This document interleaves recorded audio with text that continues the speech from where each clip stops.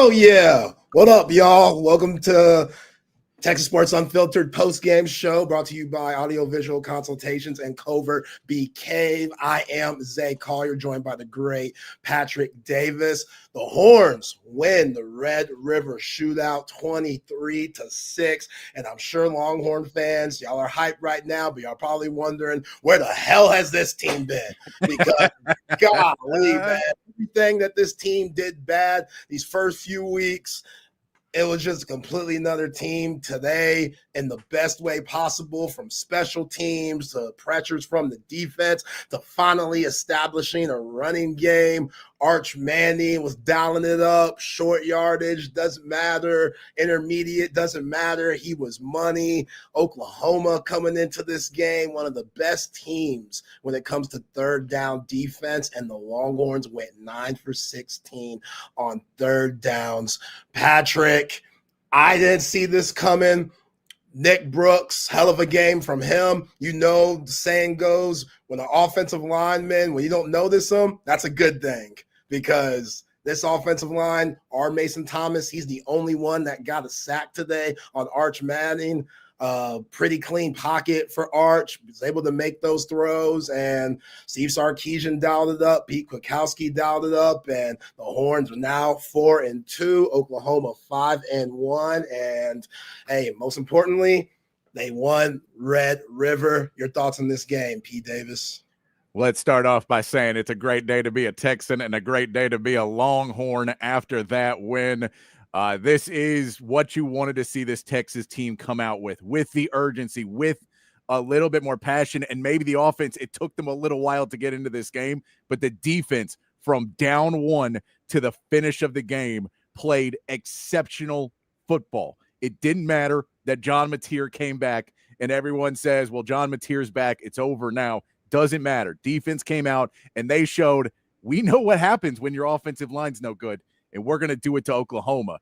They weren't able to run the football. They weren't able to get consistent time to throw down the field, and they started to clean up what was up front. They brought pressure too. Man, how long have we been waiting for PK this season to dial it up?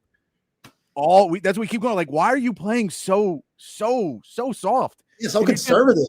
So conservative. And in that first drive, they blitzed twice in the first drive of the game. And I was like, okay, maybe we're seeing it. And he kept it up, and he kept showing different things, and he kept coming at it. And instead of playing bend but don't break, but every once in a while we'll break, they played, we are going to smash mouth, make you regret playing this game, John Mateer. And that's what they did.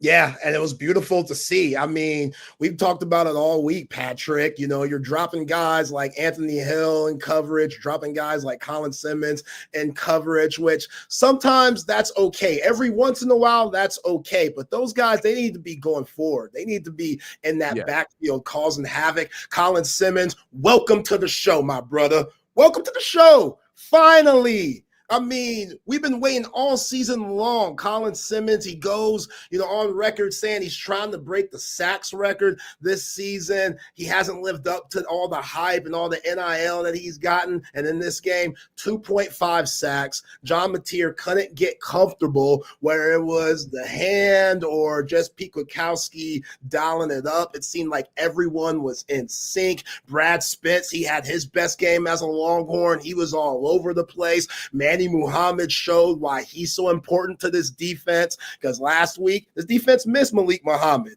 This week, he comes in, gets 2 picks. Grayson Littleton gets a pick, and they could have had like 5, Patrick. There were so many opportunities where this defense just flying around, and John Mateer, who, hey, you could argue the dude was rusty, and I've been saying it about John Mateer. Go back to the Washington State days. Yeah. He didn't play no one. Michigan, Auburn, they weren't anyone either. So this Texas defense might be the best defense John Mateer's seen in his life. Same for Ben Arbuckle. Just everything that they did wasn't working, and it was because this Texas defense set the tone. And again, that's how you have to go out. You already lost 2 games. Ain't no going back.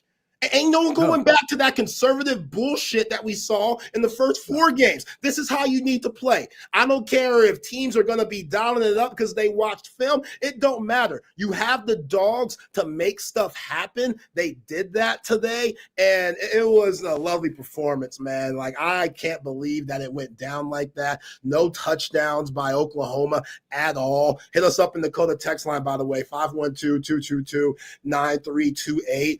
But Patrick, coming into this game, the offensive line was a huge focus for obvious reasons. The way that Florida just exposed the offensive line last week, this was a reality check for Kyle Flood, for Steve Sarkisian, for everyone on that offensive line. You got embarrassed, and you were able to put up 136 yards on the ground. Again, Arch Manning only sacked 1 time against the defense that came into this game, basically the best in the nation.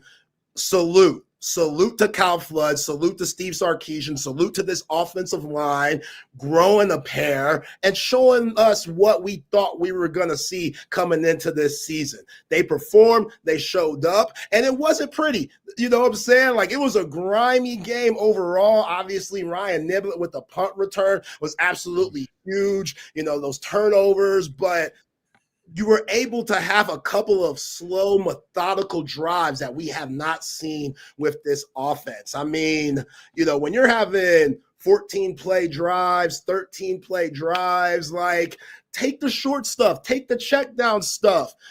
Arch Manning, this was his best game as a Horn just by being smart.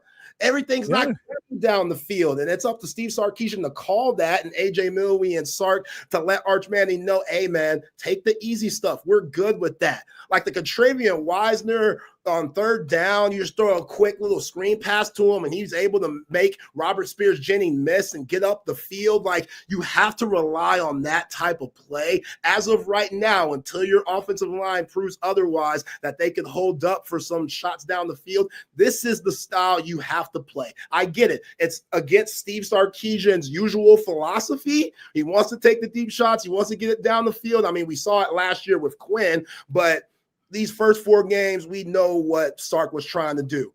Now I think he realizes, hey, we might have to go dink and dunk. That's okay. You have to have the discipline for that. They showed that today, Patrick, and Texas fans, you should be really proud of that.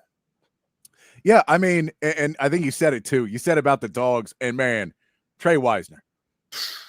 If you want to talk about a dog who was limping half this game, and they didn't have the running game. They didn't have the guys who were able to ever get it going. Trey Wisner had that one run early in the game, I think in the second quarter maybe, where he takes the ball and he kind of just splits 2 defenders. It looks like he gets hit and he takes off. And from that point on, he was like, oh, I got to get little. And I am little, and I can get little and get through these tacklers. And man, he took over. Arch Manning being a dog and being able to take the contact at points, make the right plays, get the ball out. And to Sark's credit, especially in the second half, but dialing stuff up where you weren't trying to make Arch take a read on a 3-second route and then have a check down. Running plays where you're like, hey, you're going to see this in 1 second and then immediately turn, and you should have your guy right there. And we're setting up blocking downfield. And from the first quarter where Texas, or the first 2 drives, where I watched Cole Hudson have 2 guys run past him to tackle Trey Wisner. And I was like, this is going to be a long day if these guys don't want to play football. Because that's when I see somebody not make contact as guys run past him, I go, he doesn't want to play football. And then it looked like Trevor Gooseby goes down, and for whatever rallying cry that brought on, the offensive line was completely different, and Trevor Gooseby came back and was playing well. But you saw that it was just a different philosophy and a different push, and it felt like they got mad and they got angry at some point, and they realized Nick Brooks has that penalty and a false start and a hold and misses a block and has that terrible first series, but then comes back and starts to play a little bit better. And you're just like, you weathered that storm of OU's best push early and then eased in on the offense, and be very happy you had a defense that was giving you the ball back, and it wasn't a problem. You missed 2 field goals. I don't mind kicking those field goals, but you missed those 2. and it doesn't kill you. Yeah. You'd like to get points off of turnovers. You'd like to be able to do some other things, but you scored on special teams. You got 3 turnovers in the game. Maybe could have had a 4th on that, on the fumble, on the backwards pass that Taft was out of bounds when he touched it. Dude, and he's one of the worst at picking up a fumble. How bad is he? How bad is he at picking up fumbles, man? Why are you out of bounds? Like, dude, he's like one of the smartest players to ever put on the burnt orange. Like, you have to, like, for him and his unathletic ass to be as good as he is, your mental and your football IQ has to be just out of this world, which it is. But when it comes to picking up fumbles, the dude is awful. Like, that was a huge play. And yeah, man, but he was solid. Mookie Taft overall, he was solid, man. And yeah, you mentioned it, Patrick. Contravian Wisner, boy, oh boy, he was feeling it. Like, I hope he gets in the tub immediately after this game. Like, somebody put him in the cold tub and bring that man a turkey leg, because he deserves all of it. Just grimy performance, 22 carries, 94 yards, nothing spectacular. He doesn't have breakaway speed. Especially coming off of that injury. But, man, he was tough. He was physical. You could tell that he was hurting. I thought, Sark, it might have been wise for him to get Contravian Wisner out of the game, but you got to keep that momentum going. Like, this is the first time you've found some serious momentum with this offense just consistently, and I know Sark doesn't want to shy away from that. So I think they could definitely beat Kentucky without Contravian Wisner. It's going to be interesting to see how he looks on that injury report. And, it's going to be hard to have these types of games for him and have him last. I think that's tough. And those receivers, they're definitely going to have to win you a game. But, man, Q Wisner, they needed him in a game like this. It reminded me a lot of what we saw last year against A&M, where, we don't care how tired you are. Like, you're our best bet right now. We're going to keep giving you the ball. And, hey, that opened up the passing game enough for Arch, who has gotten so much better over the last few weeks. I know, he missed Parker Livingston on that second down quick slant touchdown. It was a good play call. It just didn't work. Yeah, that was it. And, when you get in that red zone, them windows, they tight. They tight, baby. So you got to be real careful. I'm sure he didn't want to force it. Kind of like what we saw with John Mateer. John Mateer, he forced it a couple of times. You could argue that it definitely cost his team. Arch didn't do that. He took care of the ball. Like, damn, Patrick, this team won the penalty battle today. Are you serious? And you mentioned with Nick Brooks.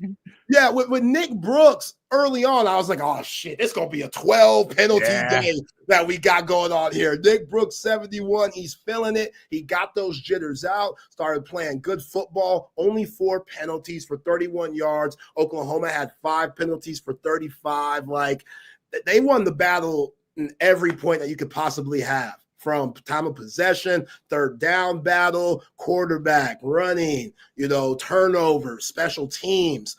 That's what you have to do.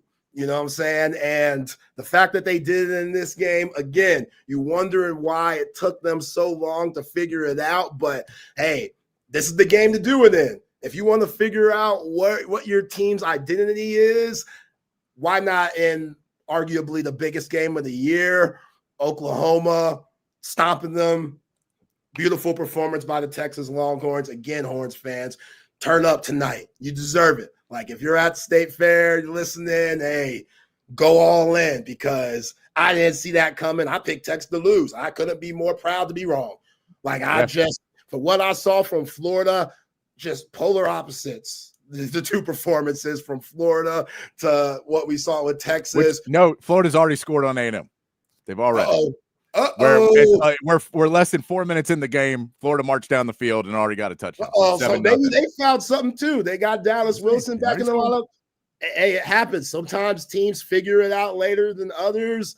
And hey, Florida, they might look like the team that we thought they were going to be early on in the season, not the team that lost 3 straight. But Patrick, let me ask you this. Oh man. When you saw Aggies about to score again though too. So okay. No, they said it like it's a 50-yard pass. Okay. So let me ask you this. John Mateer coming into this game, obviously he really struggled.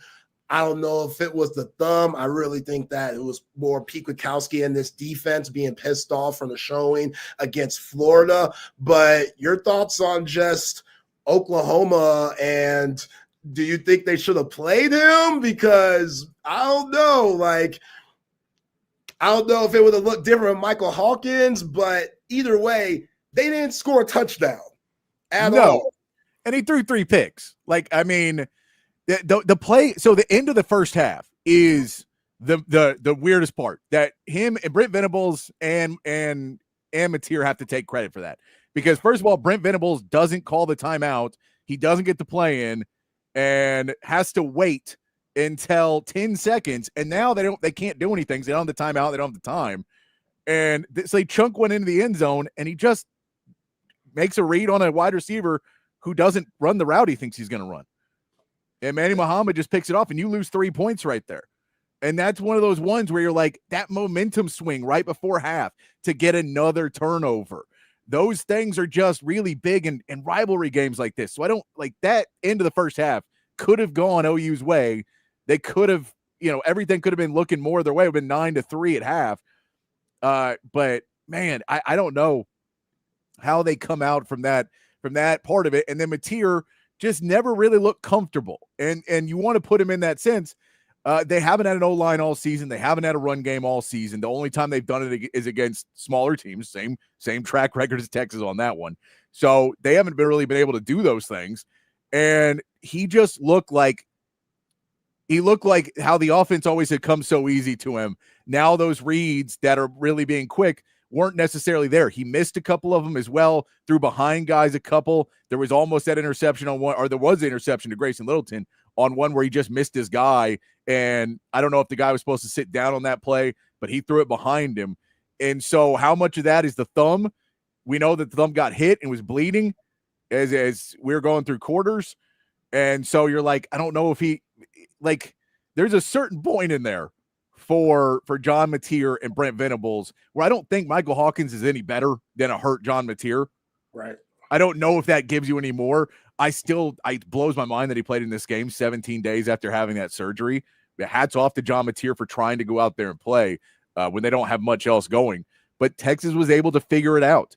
And Texas was able to be the first team to look at this Ben Arbuckle offense and really just shut it down completely. Played well on the edge. I thought Colin Simmons in the Florida game, there was a point, even though Texas was playing poorly, he figured out how to play the edge better and really be somebody that in a game like this, when you're playing a mobile quarterback, how you have your rushing lanes and how you're trying to get after him. And we saw multiple times in this game, a rusher get led outside and cut back inside, even though it was less chance to get him, to not let him get outside and go for a big run. And just cut off that lane and give him no room to breathe. And that type of play for Texas defense to not have the mistakes that allow for big plays. And they had a couple throughout, but they never let anything really over the top of them. They never let anything get too out of hand, and they were able to pull back. And then you saw at the end of the game where we talk about Nick Brooks get the penalty early, and then Oklahoma has their big play, and it's a hold. And you just go, there it is. Hey, that's not us this time. it's the other guys, and that's working your team the whole time. I know Hiley Rowe pointed out they were in the sun as well. They just looked beat down, trying to go fast early, and by the end, they were just dog tired. And so I think by the end, you just saw Texas started to turn that momentum, and finally by the end of the game, OU was just out of options and out of steam. Yeah, well said. I mean, you look at rushing attack for Oklahoma, non-existent. 30 carries, 48 yards. This front seven for Texas, they were muddy today. Hero Canoe was terrific. That Hero Canoe play where he just doesn't get, he just makes John Mateer fall over basically and throw the ball. That, just making the right decision. Love to see that. Right. And Hero Canoe had a couple of plays where I thought the laundry was going to come out. There was one where the whistle was clearly blown, and Hero Canoe didn't give a damn. He still hit John Mateer, and the refs kept it in the pocket. The refs were like, "Yo, this is a rival game. maybe it's just so loud that, he could have got just tricked here, but yeah. I'm And look, sure I saw some of those both ways. There was one where Florida came in and shoved Trey Wisner back to the ground after a run till they got him. And you're like, that's a flag normally, but they were letting him play. Yeah, which is how it should be. It's a rival game. Like, let him play, man. And then there was a play where Harold Canoe hit Mateer and all his weight came down on him, which, in this era of football, you just never know with that. You know what I'm saying? Like, that's necessary roughness. Like, if that was NFL, that probably would have been called. But that's the mindset you have to have, man. Again, it should have been a rough week of practice. Like, it should have been just a very dark, we're locked in, screw all the outside noise because it's there. We were embarrassed last Saturday. We got a lot of pride here. We got a lot of heart. We got to show it in this game, and we saw that all around. Now Troy, which shout out to Troy, one of my favorite guys here on TSU. Appreciate all our listeners and viewers. But Troy says, let's not sugarcoat it. The play calling was horrendous. Most of the game, the defense and Nibblet won this. Troy, I think it was just different than what we're accustomed to. You know what I'm saying? Like, I think they did everything offensively to win the game, and that was boring-ass football. Check downs, simple short yard passes, run game. That's it. Like that's it. There was no big time wow plays. There were no big time plays down the field. I think Travian Wisner's 37-yard run was the longest play of the game. So maybe his, swing pass check down, you throw that in there. But the explosive plays, they weren't there. And that's fine. Like, that shows me this team, they grew some hair on their chest. Like, that's one of those, you got to be disciplined in this game. And we haven't seen that the first 4 games. They're one of the worst teams in all of college football when it comes to penalties and just third down effectiveness. In this game, they were the opposite of that. The penalties, they weren't a factor. 9 for 16 on third down. Like, some of the throws that Arch made when he was in his own end zone and was able to roll out and find Parker Livingston on that out route on the sideline, that's a big-time throw that a lot of people are just going to think it's normal. That ain't normal, man. That's a very difficult throw, especially with the pressure that Brent Venables and that defense throws at you. Like, you got to have just those timely plays, and Texas had them in this game on both sides of the ball. And then, Ryan Nibblet, you might not have to pay for anything when it comes to food or a beverage and the ATX for the rest of your life, bro. And Ryan Niblet's had a rough go as a punt returner. Man.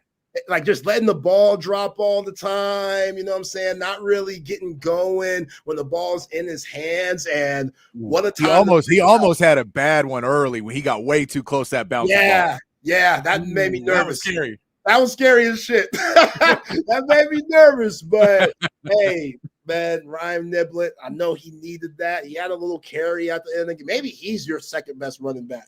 Like, I don't know. If CJ Baxter is going to stay out, maybe Ryan Nibblet, you want to take a look at him getting some carries, because I don't know about these other guys besides Travian Wisner. But I'm going to go back to this offensive line again, Patrick, because they got so much heat this week. Like, if y'all listen to every single show here on Texas Sports Unfiltered, we were all preaching the same thing, because that was the main issue coming off of that Florida game. Florida came into that game.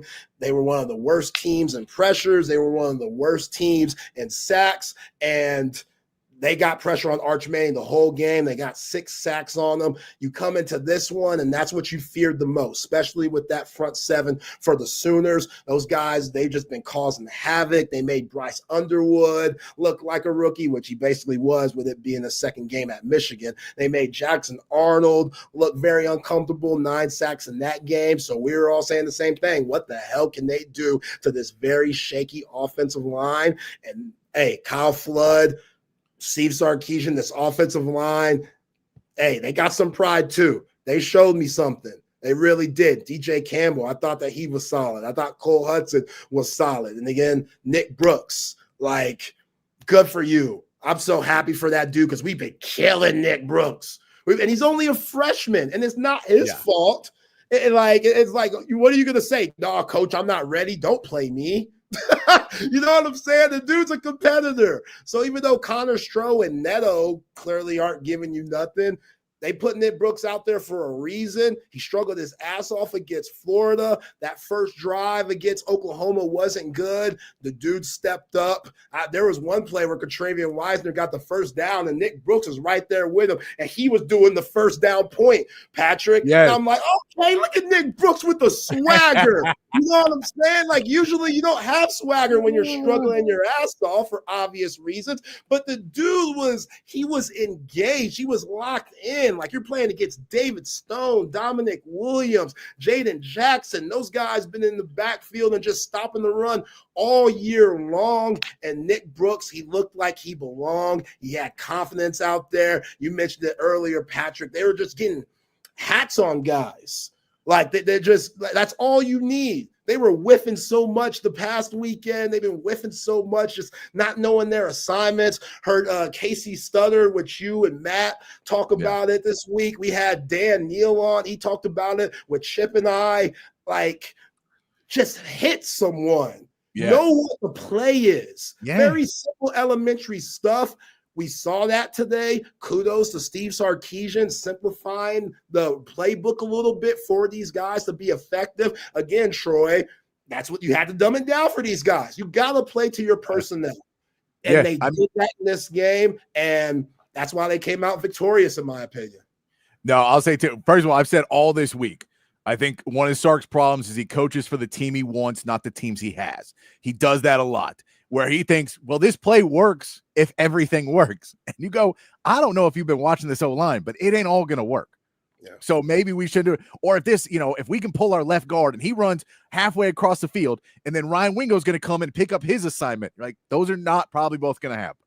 So we can't run that play all the time. But there was a play, I think it was on the first drive that Texas had in the second half, where Trey Wisner runs the ball, gets a pass, runs the ball, and it's 3rd and short. It's like 3rd and 1, 3rd and 2. And he gets a snap, they hand the ball off, and he literally runs into the line of scrimmage, basically. He doesn't get past the line of scrimmage, he doesn't get past the offensive line, and they pick up a first down. Right. That, to me, is the craziest thing I've seen of in this offensive line, because they moved forward. Right. The offensive line moved the line of scrimmage. Yeah. They pushed back, and that, to me, I was like, oh, if we can do that, it changes a lot. If we can do that. Because like that, just a couple yards. I mean, you talk about short yardage for Texas has been such a problem. And and no one else was able to do anything. I mean, no other running backs had any luck whatsoever, which should tell you even more how valuable Trey Wisner is. Yeah, it scares you a little bit. It still scares you. It's not, this team ain't perfect. This team doesn't have it all figured out, but you showed some serious promise today. As you mentioned, Patrick, Contravian Wisener was everything about the run game, because you have a total of 136 yards. Contravian Wisener had 94 of those yards. 30-something yards on the receiving too. Yeah. Over 100 all purpose. Yeah, and shout out to Arch Manning giving Contravian Wisener the game ball. Like, that's that leadership of Arch Manning today. You saw the leadership last week just from the beating that he took and him being able to get back up. You earn the respect from your teammates that way, but he was so engaged vocally in this game. After they kicked one of those Mason Shipley field goals, you see him dapping his teammates up, even though you want to put up sixes, still just staying engaged, man. You saw him, he was hype. He waved after he got that big run, which Arch, take that to the house, man. Take it to the house. I mean, they were gaining on them. But that was the one, is I was like, oh, the punch-out's coming. Yeah, it's coming. Like, that punch-out's coming. And so I just want him to go out of bounds. But he stayed in, too, which was great to run the clock. Yeah. So I was like, look, it was all good. The wave I lost, I was like, there's 4 minutes left, man. No, you got away. He knew it was over. Oh, there was 4 minutes. That still scares me a little. Sandra Bullock, Miss Congeniality type wave, man. But that's what I said. I'm 20 years older than Arch Manning. So to me, that's too early. For a 21-year-old, plenty of time. We're good. We're winning this game. Yeah, man. That's what I want to see. Like, he just had a certain swagger about him that he's played with these last 2 weeks. And the Horns, they need that moving forward. And, most importantly, Patrick, now we were talking about what if this team lost, your season's basically over. You're still alive. You're still alive to make it to Atlanta for the SEC championship. Obviously, a lot has to play out, but now being 1-1 in conference play, you go to Lexington next week, start Vegas the week after.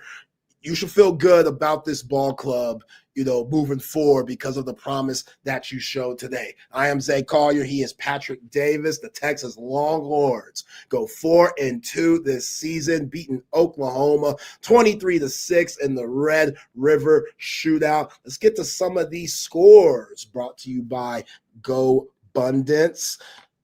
Ohio State beat down Illinois in a top 25 matchup, 34-16. They are still rolling, number one team in the nation.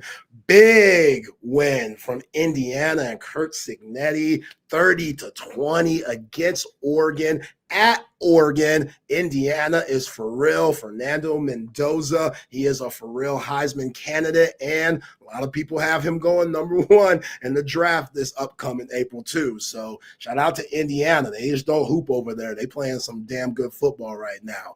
Ole Miss gets out of a tough one playing against Washington State, 24-21. The Rebels continue to roll and stay undefeated. Alabama beats Missouri in a tight one earlier today, 27-24. And Notre Dame beats the hell out of North Carolina State, 36-7. And a huge upset. Shout out to Dion and the Buffalo, beating Iowa State 24-17. That scoreboard update is brought to you by Gobundance. When you think about football legends like Mac Brown, Vince Young, Colt McCoy, for example, the Longhorn way is more than talent. It's about discipline. It's about brotherhood, and it's about rising to the occasion. That same type of mentality and spirit is what we do at Gobundance, a community of high-achieving men, business professionals, investors, and leaders that push each other to win, not just in business, but in life. So if you're ready to be a part of Gobundance, hey, join the team today at www.gobundance.com/TSU. That's spelled GOBUNDANCE.com/TSU. Yeah, Patrick, I'm shocked by Indiana, man. Like, I did not think they would go up to Autzen Stadium, one of the toughest places in college football to play. And Fernando Mendoza, he's the real deal. No, I mean, and look, that Penn State win means nothing now. Northwestern just beat Penn State 22-21 today. Oh, I didn't see that. Yeah, UCLA beat them. Oregon beat them. UCLA beat them. Northwestern beat them now. Wow. 22-21. Northwestern is 4-2. Penn State's 3-3. Wow, James Franklin. Wow. James Franklin. That seat is on fire. Oh, yeah. James Franklin, which is crazy because the guy was playing for a national, was like right by a national championship a year ago. And now he is. Now everyone's like, dude, but the part before was everyone's like, well, James Franklin doesn't win. I'm like, Dan Lanning always loses these games too. Dan Lanning at Oregon hasn't been able to pull off the big one yet and really get himself there. And for him, Indiana comes out fighting. It is crazy. I did not. I saw the score. I was not watching Penn State. So if we saw Drew Aller got hurt, I mean, some might say they're better off without Drew Aller, but hey, he is their starting quarterback. And I mean, no one else threw a pass for them. So I don't know if they didn't have another guy, but no one else threw a pass for them in that game. Okay. All right. Yeah. I'm definitely going to have to watch that game back, after this and stuff. But yeah, Patrick, Well, but I'll throw this in there too. We're talking about scores. Ole Miss having that run. There's three teams without a loss right now. Oh, Texas A&M in the SEC, we say. Texas A&M, and they're up 14-7 on Florida right now. Alabama, they got a win. They scraped out at a win against Missouri today. So they will stay at least Alabama will stay undefeated. But Ole Miss shows you today, again, they are beatable. Anybody's beatable on any given day. And who cares about A&M? We'll play them at the end of the season. I'm just saying, if everything being laid out, you need one of those teams to lose, and then a one-loss team can get right in because you got to play A&M and beat them to end the season. So You're wide open right back in this with that win today. And that's why it was so important to play with your back up against the wall and come out and start fighting like they did. And like you talk about Arch's leadership, and the stories from this week at practice were that Arch Manning comes out, gets beat up, just wrecked in that game. Whether it wasn't even him playing poorly as much as it was him just getting abused for the entire Florida game. He doesn't miss a snap in practice, doesn't take a day off, doesn't take a series off in practice. He stays in there, and he doesn't throw one of his teammates under the bus. Doesn't come out and does it. He goes, let's go win a football game in Oklahoma. Let's go win in Dallas. That is the leadership you want to see out of a young Arch Manning, as to try and pull this team back into it. And I think that's why you saw those guys fighting for him and playing so well today, is you just see that team starting to get it. Trey Wisner at the end saying, Arch gave me this ball. Arch gave it to me. Yeah. What it means to him and what the leadership he is starting to figure out how to do, where he's still trying to figure out the game. That is a big piece for them.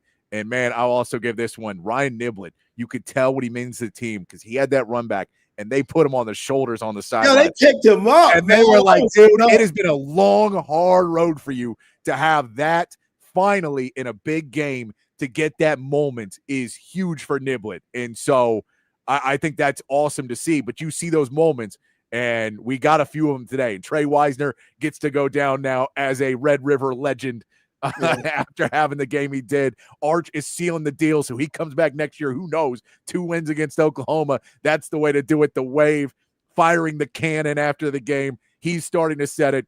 And Ryan Nibblet, anytime you have a return for a touchdown in this game, it means something special, and he gets to have himself now that Red River legendary moment for the rest of his life.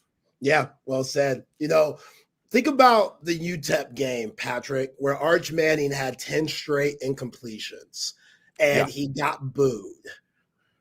When we go back and watch this game over, because a lot of these fans, like in the stadium, I don't think they understand how difficult some of these throws were for Arch, because they rolled him out of the pocket a lot, which was smart because of how good this, front four is for Oklahoma. You have to make throws on the run, and that accuracy is turned up another level when you're on the move. He was making throws, going to the left, throwing that thing back right, and hitting guys in between the numbers. They weren't long gains, but they kept the chains moving, and they kept pressure on Oklahoma to where Brent Venables was, I'm sure he's like, yo, where the hell did this Arch Manning come from? Because this is what we want. We've watched the film. We want him on the move. He hasn't been the most accurate guy all season long. He was making those throws with ease today. And that tells me that he's buying into the process. He's buying into getting better and understanding that, man, I could reading defenses. It doesn't come easy. I got to stay with it. The more experience I get, the easier it's going to get for me. I'm sure his uncles and his grandpa have told him those things. I'm sure Steve Sarkisian have told him those things, and he knows those things. Just being, with that last name, he understands what comes with it. So to see that growth, man, I was very pleased with Arch Manning and the performance that he had today. All right, Patrick, let's get to the Florida. Ties it up. Yes, sir, Gators. There we go. Florida back in there. Gators. Hate watch time, baby. Hate watch time. Hey, and boy, Zay, how fun is it to watch everyone who is now called Arch a bust have to take 2 steps backwards? Yeah. Maybe 5 weeks wasn't a big enough sample size for us to make that. He's still got a long way to go. Still got a lot to learn. But to have all that this week and come back and show up what he did, that's just, like that press. I know he doesn't watch the press, and we don't. But you hear it. You hear when did you see that the Athletic is people are unsubscribing because they said some really dumb stuff about you? Yeah. New York Times, The Athletic, got to eat your words this week, which, hey, I appreciate that. If that's bulletin board material, Texas OU, you should never need bulletin board material, just like the game itself should be motivating enough. But any extra bulletin board material you want to sprinkle on there, go ahead. We'll take it. Texas fans will take it. Patrick Davis in the building. I am Zay Collier. The Texas Longhorns go 4-2 overall, 1-1 in SEC play, and get the dub in the Red River Shootout, 23-6 over the Oklahoma Sooners. All right, Patrick, let's get to our offensive player of the game. Brought to real quick, can I throw this in because I just got texted this? Skip Bayless has gone on record on his tweets that if Mateer didn't hurt his thumb, Oklahoma would have won, and Arch is waving goodbye to his draft pick status because he's not good enough to play in the NFL after that game. Not a waste. Skip Bayless. More Bayless, more bulletin board material. Put it up on the board. Yo, man, LeBron's about to retire. Now it's time for Skip to put his energy elsewhere. Arch Manning, you're getting the baton from LeBron. Oh, man. They win the game, and you're going to come out and go, oh, but he's still bad. Hey, what do we say? 24/7 Deluxe. No picks. No picks. No turnovers today, boys. No turnovers. Yeah, it was the thumb. I appreciate all Sooner fans are going to say that now. Yeah, of course they are. Oh, by the way, did you notice we didn't have C.J. Baxter? Do you notice we didn't have a running back? So Trey Wisner had to go out there and beat you himself. So we didn't have the other guy. Just to let you know, we are also missing a guy who's supposed to be an All-American on our team. Right. It's not our fault that Ben Arbuckle, they want to run John Mateer all over the place and have him do everything. Like, that's a lot on a person. Like, you're going to get hurt doing all that stuff. And it happened. So, hey, I wish John Mateer well. Oklahoma, hey, pick yourself off the floor and get back in the saddle. That's all you can do. Yes, sir. All right, Patrick. So the offensive player of the game brought to you by Clean Cause. Who do you have in this one? Which it's nice because usually this is very difficult to do with the way this season has been. But now with the dub, having the offense have the promise that it did, you actually have a few people to choose from. You do, but to me, there is no other option than Trey Wisner. Like if we're saying an MVP, the valuable player, who runs the ball, who controls the clock, who is able to push the line and keep going down the field, wins games in this series. And what are the other? Nibblet had 7 yards. James Simon had 5 yards. Christian Clark had 1 yard. Jared Gibson had -3. I'm just saying, no one else was able to get anything going whatsoever. Trey Wisner beat up, still sticking out there, making the plays, doing everything. Over 120 some all-purpose yards for Quintavion Wisner. That has to be the MVP. There's a lot of guys who played very well. But you talk about playing complementary football, what goes with defense, what is SEC football, running the ball, playing defense, and without Trey Wisner, I don't know if we do that. Yeah, I came into this year saying I think he might have to be your best player in order to have success for this offense, and he definitely was the best player today. His toughness, man, and it's just – you know that hamstring still isn't 100%. David Stone rocked him when he tried to hurdle someone, and David Stone, big number 0, former 5-star, probably OU's best interior defensive lineman. That dude, he ain't skinny. You know what I'm saying? You're going to feel that shot from him, especially when you're in the air defenseless like Trey Wisner was.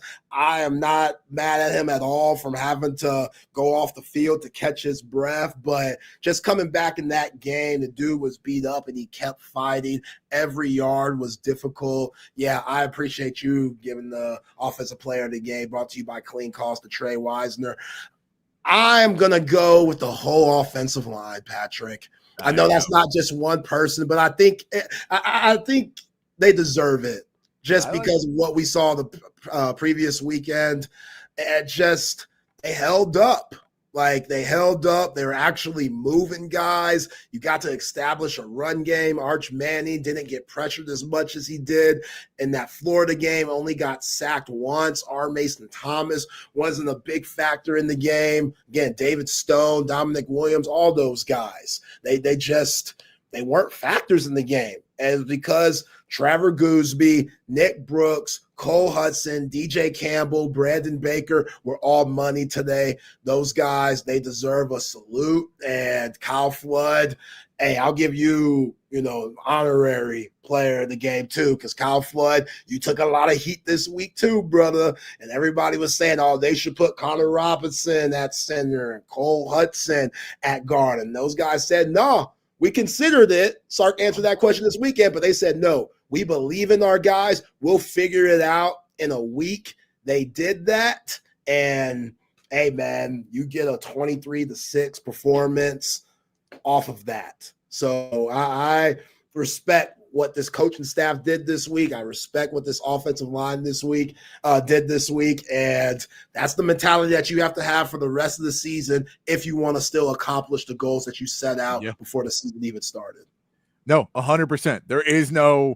There's no foot off the brake or foot off the gas at this point. It is all gas, no brakes now. There is no waiting. And, the aggression that we saw on defense and the aggressiveness we saw on defense, there's a different way to be aggressive in this offense. And we can talk about them not being able to take shots downfield. Sark would love to. I don't think there's ever a world where Sark would not want to take shots downfield. Yeah. But he understands, well, I can get my quarterback killed. I can put us in 3rd and 19s, and I can do all that. He took one shot in the second half, and Arch took a sack. That's your sack, the shot he took. Right. He wanted to take a shot, and it wasn't there. Arch held the ball for too long. It's a sack. So, like, those types of things, that's why you had to change it up. I don't know why it wasn't started out as well, but they figured it out pretty quickly. And whatever they said at halftime, man, I don't know what they said at halftime. Yeah, 20 unanswered points, man. That halftime speech must have been one for the record books. That one, I'm waiting until one of these players comes out and says, what do they say at halftime? Because everyone played better in the second half. The defense was playing great in the first half, but they even stepped it up again. You get the punt return as well that you love to see, that, all those pieces coming together for Texas. It just felt it. And I'll give Sark this. He actually kicked multiple field goals. Look at that. Taking the points. And we missed 2, but he still made the right decision to not always go for it. Yeah, and Mason Shipley, I'm not going to knock him for those misses. Those are some tough kicks. They're both 50, 55, 50 order, 54 to 56, right? Yeah. That was really his first real taste of actually kicking the ball in a meaningful game this year. So I think Mason Shipley is still really good. Those kicks that they gave him, those were some tough ones. But and 2, we'll say this: he missed and then he made. Yeah, and that's a huge, huge piece for these kids. Is can you rebound from having the mistake where he could have imploded after that first one just didn't go in, and then missed the other ones. He missed the 2 long ones, but he hit everything else. And those were very necessary field goals to give you that separation. The fact that you could make it a 3-score game at the end and just completely suck any hope out of Oklahoma. Kick that, and then you saw Sark on the sideline. And I can't read his lips, but I think what he was doing was walking over and going, look at them leaving. Yeah. Look at them leaving. Yeah. And he's going over, and Brad Spencer, look at them leaving. Yo, Sark, man, when Sark gets in that mode, man, he went into that. You remember the Alamo Bowl when he was like, get the hell off me to do with get the rough off me, you motherfucker. And it was like, yo, Sark, chill. He was like after the game when they were trying to get a team picture with the golden hat. He's like, back up. Yo, man. I didn't like that Alamo Bowl moment. I thought, like, Sark, okay. No, it wasn't great. Forecast class there. I like where he was turned up today. I loved it. Like, I was like, dude, keep that same energy. None of this, oh, y'all go see what it's like playing at the Horseshoe and at the Swamp and see how these other teams do. No. We don't need that, Sark. We need back the hell up. We trying to take this freaking picture, Sark. You know what I'm saying? Because that's the energy you need. Like, damn, man, this is the team we wanted to see, Patrick, and I'm glad they showed today.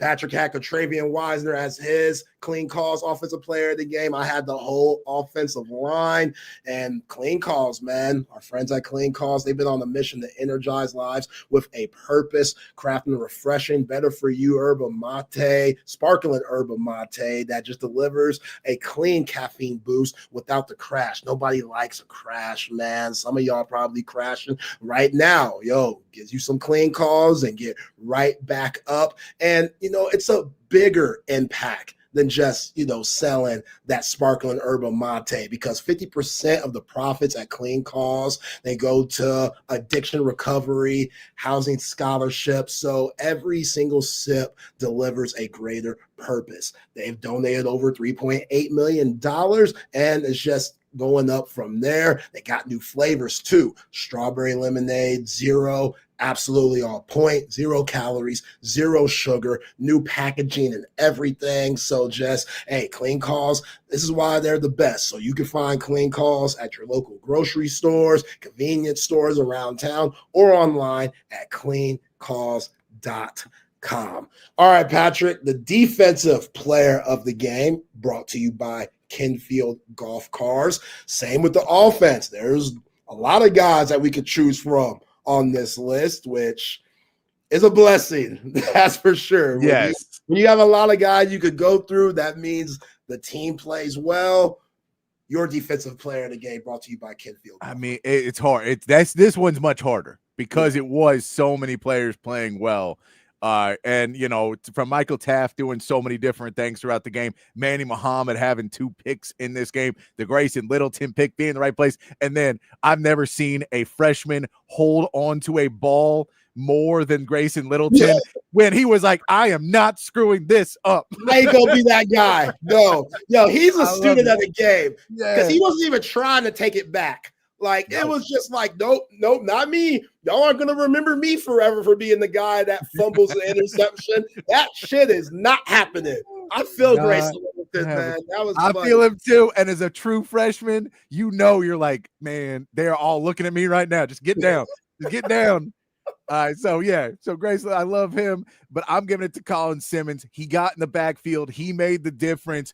You made John Mateer feel it. You made John Mateer not be able to be a guy who's a Heisman front runner before this game.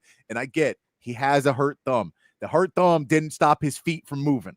The hurt thumb didn't stop him from sitting down and cowering in the pocket, not being able to get out. The edge he set, the way to be able to stop the run, no being able to run on the outside, and be able to get in and make that the 2.5 sacks.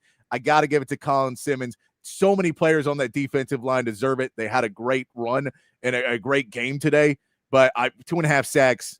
I love our guy Colin Simmons playing well today and finally starting to get that little bit of juice that he's been waiting for all season. Yeah, finally. I got to do it like Dwayne "The Rock" Johnson did back in his wrestling days. Finally, Colin Simmons has shown up.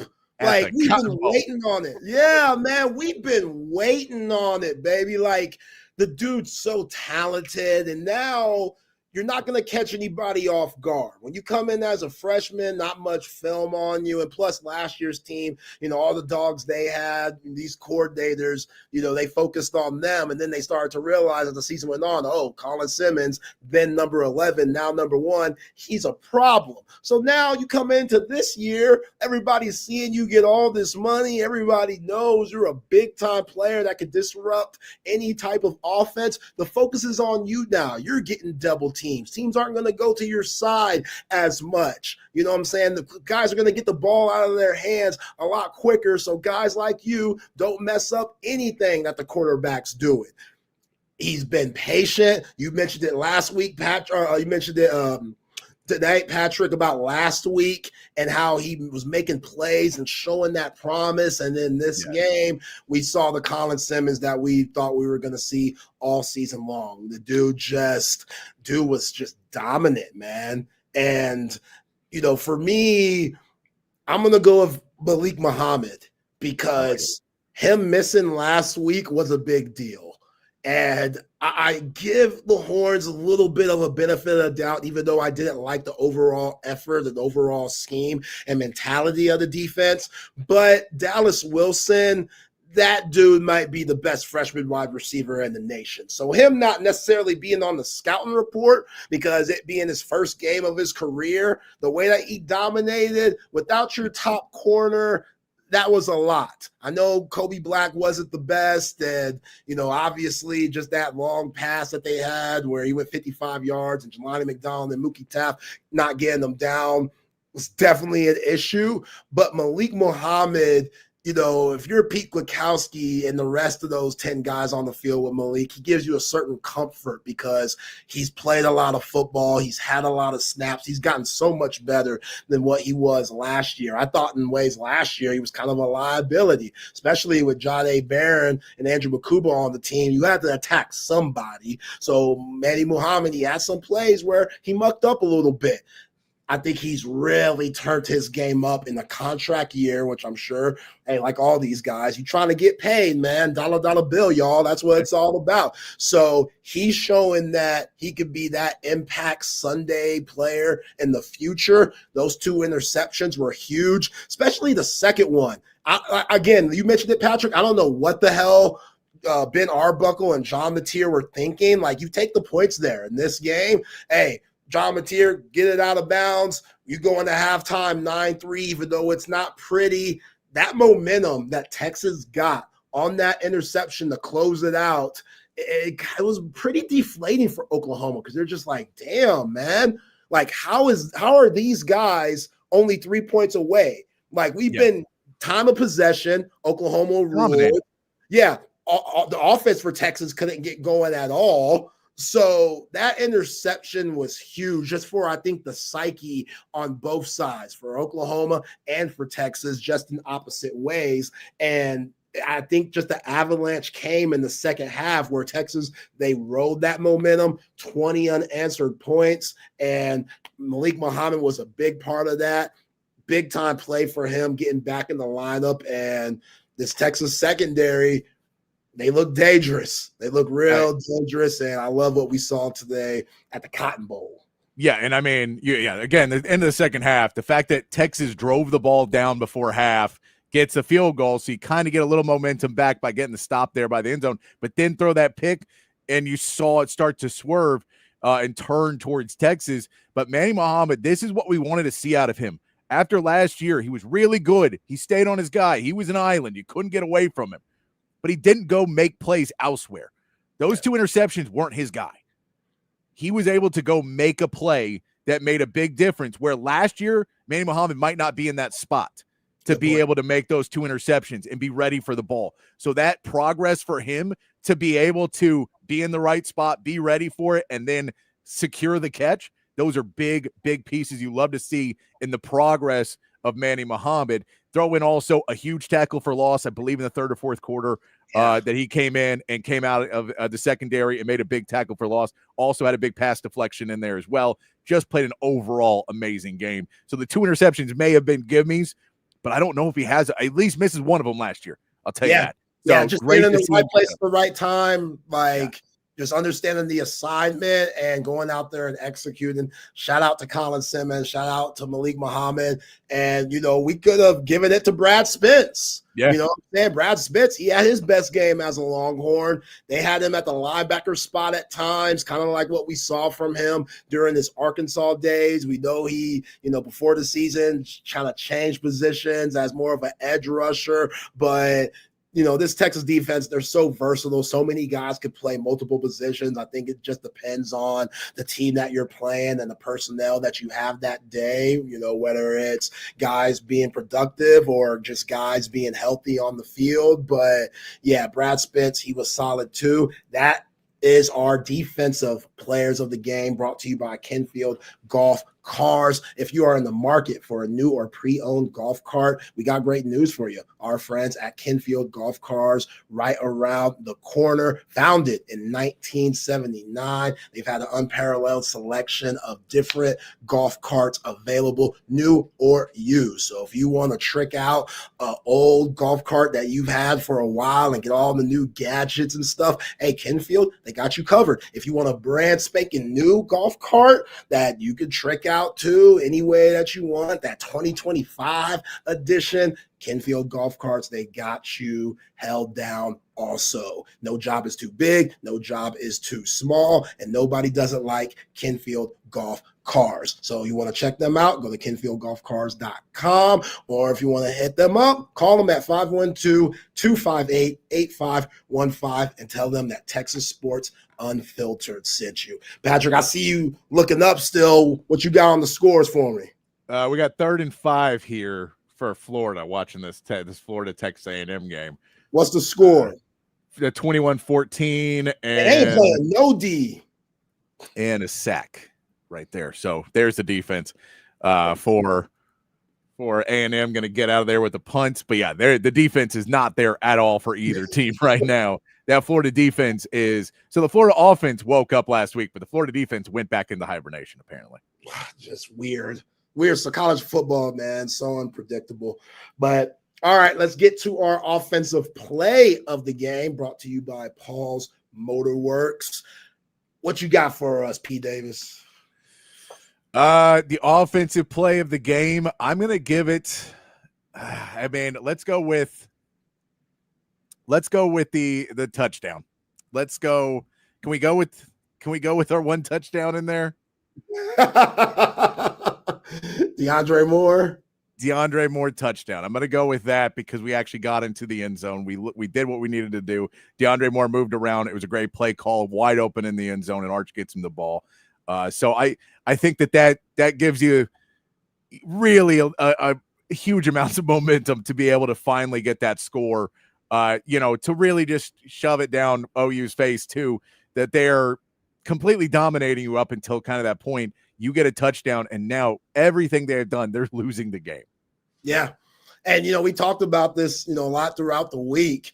The one spot where Oklahoma's defense was a little vulnerable just because they haven't been tested. Again, Bryce Underwood, it's a second game of his career. I get it. Highly touted, highly paid, coming out of high school to Michigan, but he wasn't ready for that smoke. And then Auburn, Jackson Arnold, he just couldn't get the ball down the field, whether it was him being on his back or just the fact that he's not very good and can't make those completions. So you haven't seen that secondary get tested for Oklahoma. And that was a misassignment on that play that you're talking about for DeAndre Moore. Like, everyone went towards Contravian Wisner for that check down swing pass, and DeAndre Moore with his sly self just snuck into that back part of the end zone. And shout out to Arch Manning going through his progression, staying calm in the pocket. We talked about him missing Parker Livingston on that, quick slant on that second down early on that led to a field goal. He didn't miss this.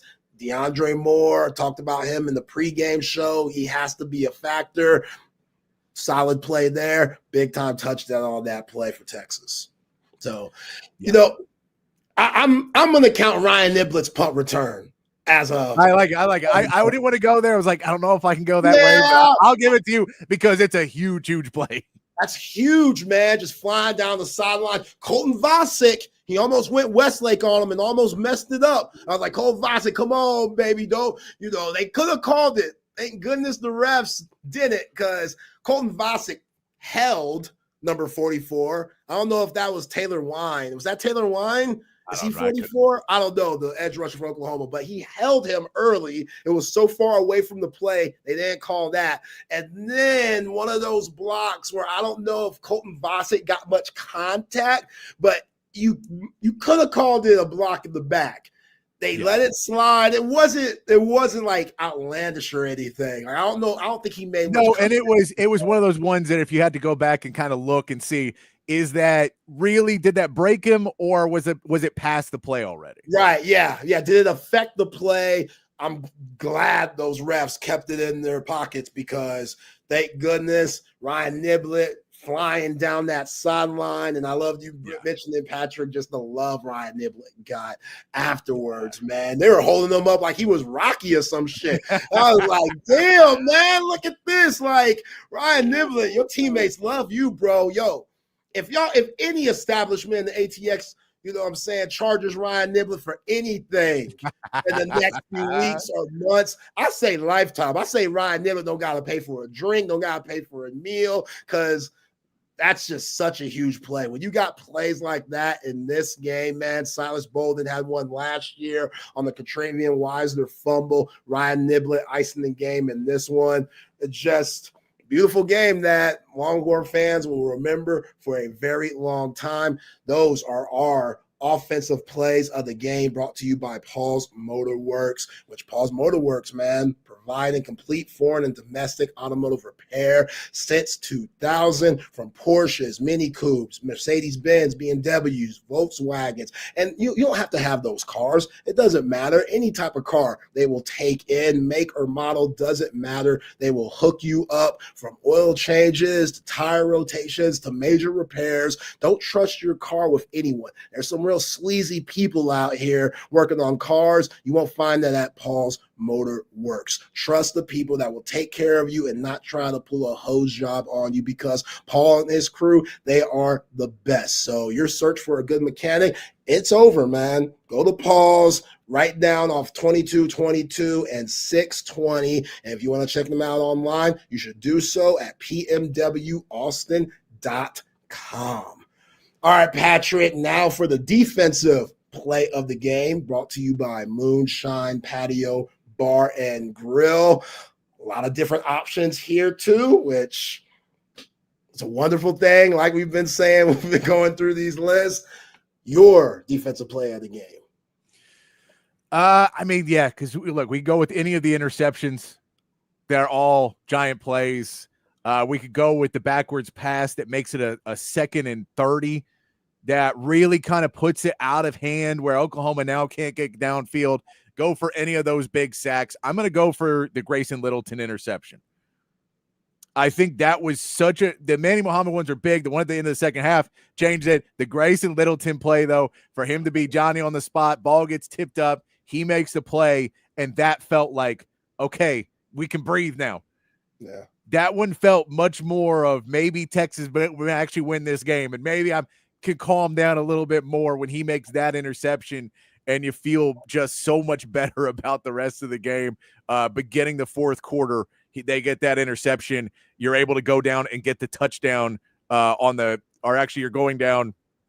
You miss a field goal on the next one and then get the punt return right after that, Grayson Littleton. So like those two plays combined make you feel like that was it in the fourth quarter where Texas started to figure it out. So you get the Grayson Littleton interception. Nothing really comes out of it, but then the punt return after that, it just felt like, okay, guys, dude, maybe we can breathe now.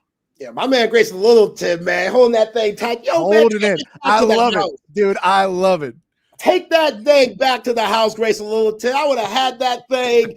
I'm gone. This is the Texas game, man. Give me a pick six in there. Steve Sarkisian, they're going to have to understand, but Grayson Littleton, well wise beyond his years. He understood the assignment, and that's just, hey, I already got the ball. Let me hold on to it and give it back to my offense so they can do something with it. I love it, Patrick. That's a great pick for the defensive play of the game, brought to you by Moonshine, Patio, Bar, and Grill. For me, this is a play that some might forget, but I think just the timing of this play was huge.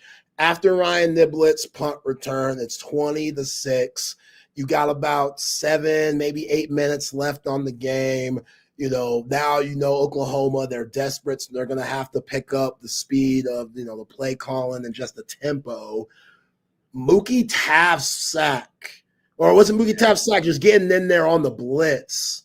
And did he get the sack on that play? I think he did. Where is that? Yeah, he did. Mookie Taft's sack right before Colin Simmons sack, and then it's 4th and 22 where John Mateer makes the incomplete pass. That's a huge play because now it's 3rd and 20.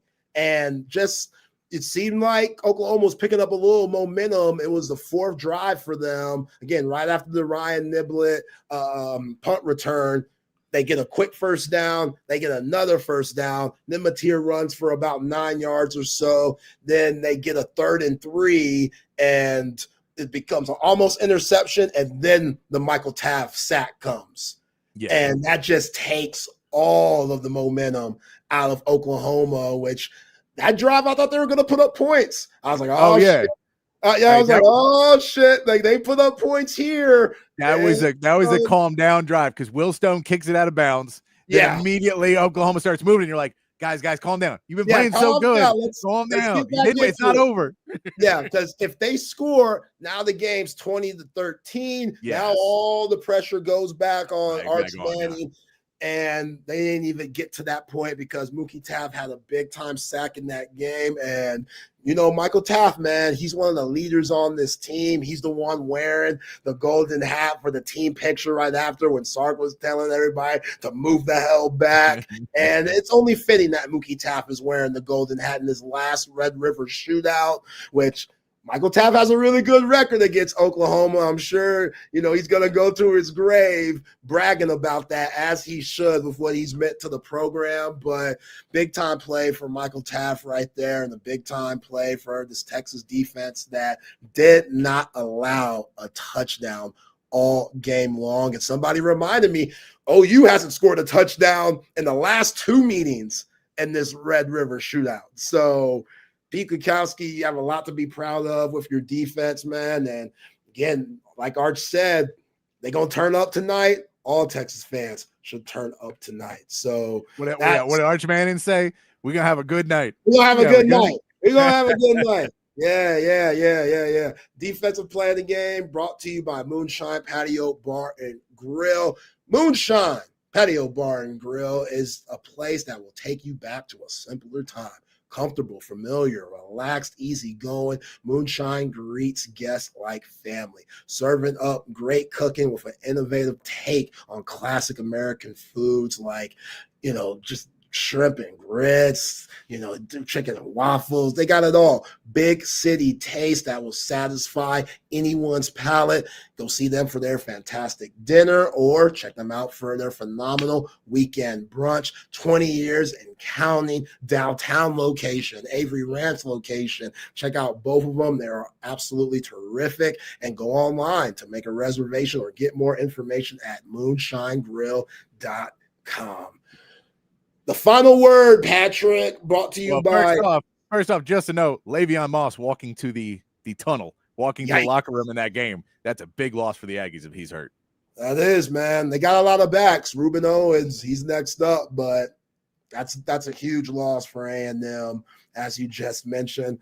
Let's get to our final word, brought to you by Sue Patrick. Sue Patrick for the best selection of Texas Longhorn gear. Hey, our friends at Sue Patrick, they are the best, located off of 5222 and Burnett Road. Go to SuePatrick.com for everything they got online, because if you buy over $59 of merch from Sue Patrick online, you get free shipping. That is hard to beat. They got polos, they got jerseys, which, you know, they got Arch Manning jerseys. I think them Arch Manning jerseys are going to start selling again. You should go get it now. Yeah. Sue Patrick, benefit from Arch Manning playing well. Hats, balls, doesn't matter. They got everything your burnt orange heart desires. And the parking is free too. You know, it's the ATX. You always got to worry about parking wherever you go. Hey, big ass lot. And Sue Patrick, check them out. Go see our friends at Sue Patrick. P. Davis, final word on this victorious Red River shootout for the Horns, 23-6. Your final word on it. I'll give you one word. Pissed. Because it's better to be pissed off than pissed on. And Texas played pissed off today, especially on the defensive end of the football. And maybe OU got a little Bevo piss on them as they walking out of that and have to go back and try and figure out how to play the rest of this season, because John Mateer did play and it did not matter. Yeah. Well said. I mean, that was all the hype coming in. Will he play? What's that thumb like? And hey, I'm sure Texas made him wish that he didn't play in this game with the 3 interceptions that he threw, no touchdowns at all. This defense was absolutely incredible. And you're right, Patrick, just pissed. You should have been pissed all week, because it was an embarrassing performance of what you did in Gainesville. I've been saying it all weekend long. It's a reason why I didn't pick Texas to win this game, because I could not trust this team from what I saw against Florida. And again, it should piss you off in another way, is because where was that? Where was this effort? Where was this coaching? Where was the philosophy, the scheme that you had today against Oklahoma last week? And again, hopefully this coaching staff, they realize, okay, this is us.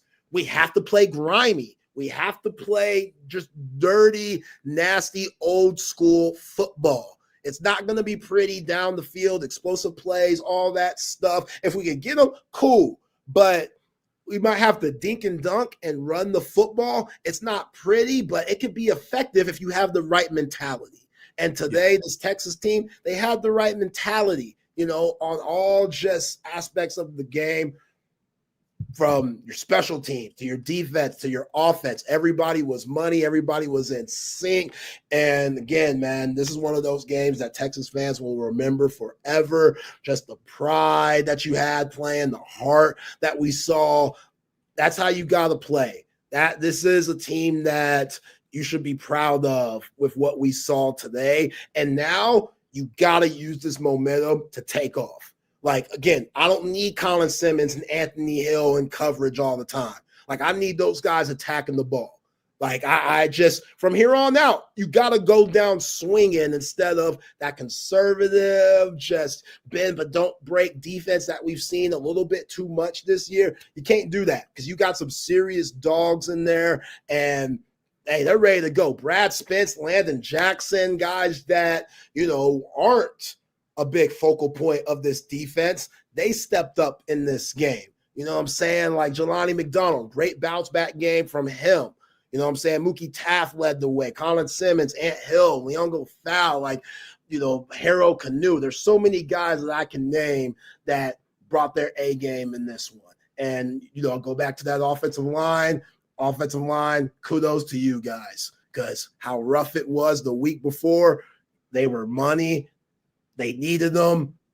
They responded. Arch Manning played clean football, made some big-time throws. And if this team, again, plays with this mentality and plays with this effort, and this coaching staff plays with this type of philosophy and scheme, obviously you're going to see different types of defenses and whatnot. But, hey, that dink and dunk mode, again, Patrick, that drive they had, the first drive of the second half was the best drive of the year. You go, 13 plays or 14 plays, 12. Golly, where'd it go? I had first play, 14 plays, 75 yards. Thank you. 14 plays, 75 yards, 7-something minutes. Like, the penalties weren't there. Only 4 today. Just 4 penalties, no turnovers.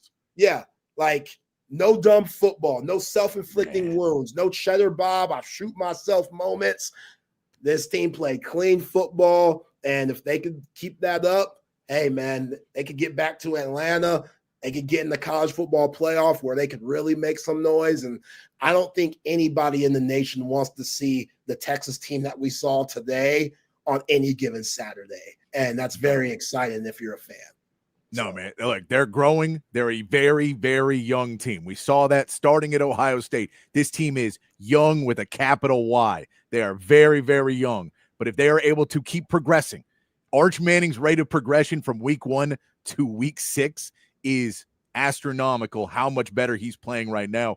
Where could he be game 10, game 12 of this season? Yeah, well said. But that will do it for the Texas Sports Unfiltered post-game show. Appreciate everybody for rocking with us tonight. Longhorns go 4-2 overall, 1-1 in SEC play, and come out victorious against the Oklahoma Sooners in the Red River Shootout, 23-6. Hey, we got all the breakdown for you this upcoming week here on Texas Sports Unfiltered. Like, subscribe if you haven't. Facebook, YouTube, Twitch, X, Instagram. Get the app. We are everywhere. Appreciate BK for holding it down for all of us. We got some serious talent here on this network, and we love what we do. So appreciate everybody for your support. He is Patrick Davis. I am Zay Collier. Y'all be cool.